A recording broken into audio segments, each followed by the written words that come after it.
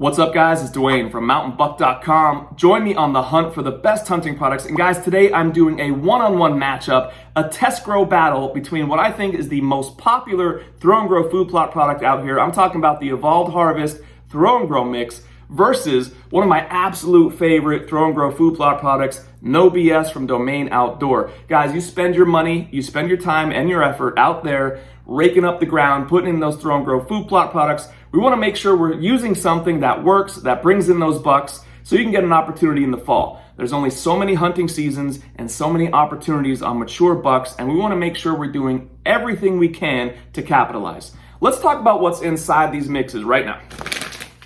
All right, so for our throw and grow, we have 84.85% Maximus annual ryegrass. So there is some debate online about whether or not deer eat ryegrass, if they like it. I happen to think they do not. I've used this stuff before. I've used both these products before. I happen to think that deer aren't really particularly fond of ryegrass. This stuff here has just about 85% ryegrass. Next up, 5% Freedom Red Clover. Deer absolutely like clover. 5% in here.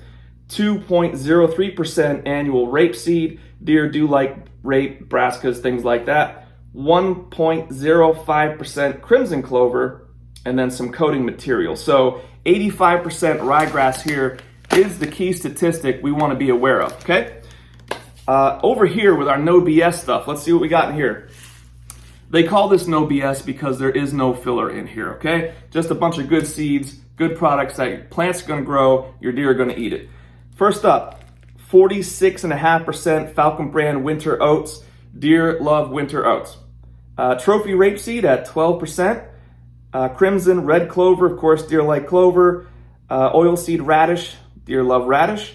Annual white balanza clover, and 4% chicory. So we have a bunch of really good quality seeds in here that are going to produce plants that deer want to eat.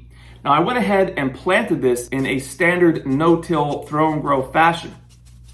All I did was rake up the ground and threw some seed down.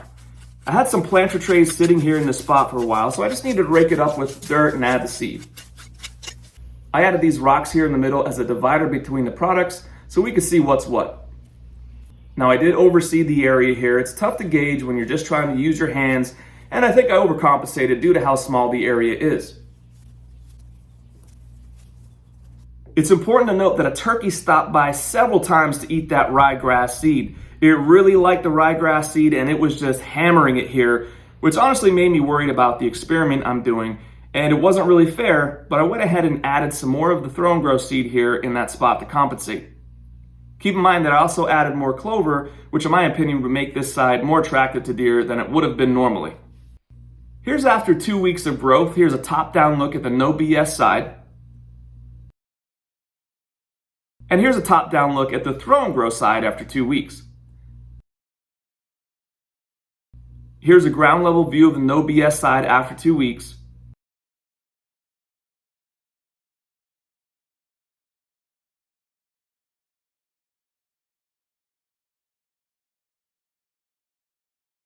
And here's a ground level look at the throw and grow after 2 weeks.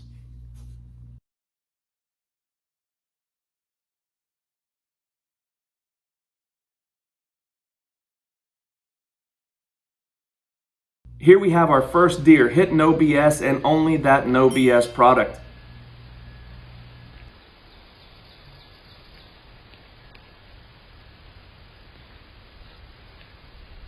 Here's a quick clip of a doe passing up on the throw and grow and eating some of the surrounding grass. Let me slow it down for you a bit here.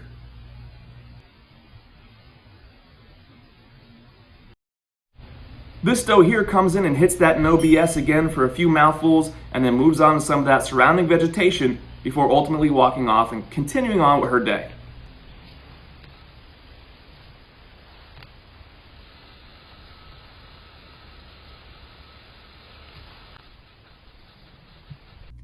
This doe walks right through the throw and grow, takes a little sniff here, and is not interested in eating it.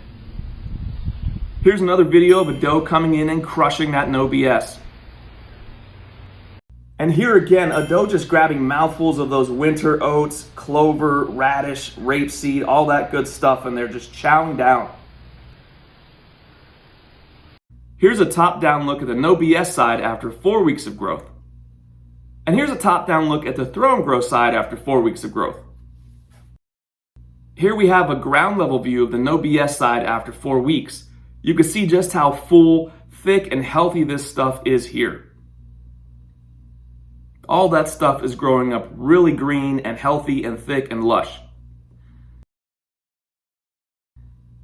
And here's a ground level look at that Throw and Grow after 4 weeks. It's also really nice and green, and that ryegrass is definitely growing up good, and there are some clovers in the mix there. But those clovers don't look anywhere near as tall, healthy, or full as the clovers in that No BS mix.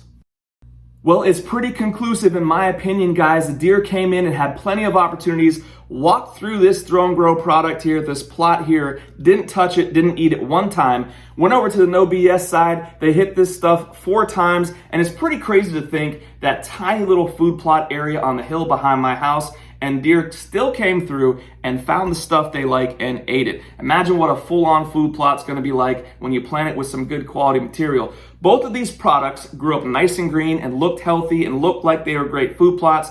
The deer only hit one of them, and they hit it multiple times. Something to think about as we're spending our time, money, and effort putting in food plots and get ready for this fall. Guys, I don't know any other person who's putting out videos like this interesting content. I really hope you enjoy it. As always, the links to the items we talk about are in the description below. Get yourself some Killer Mountain buck gear. Do me a favor, hook me up and hit subscribe. Thank you guys so much for hanging out, and we'll see you on the next one.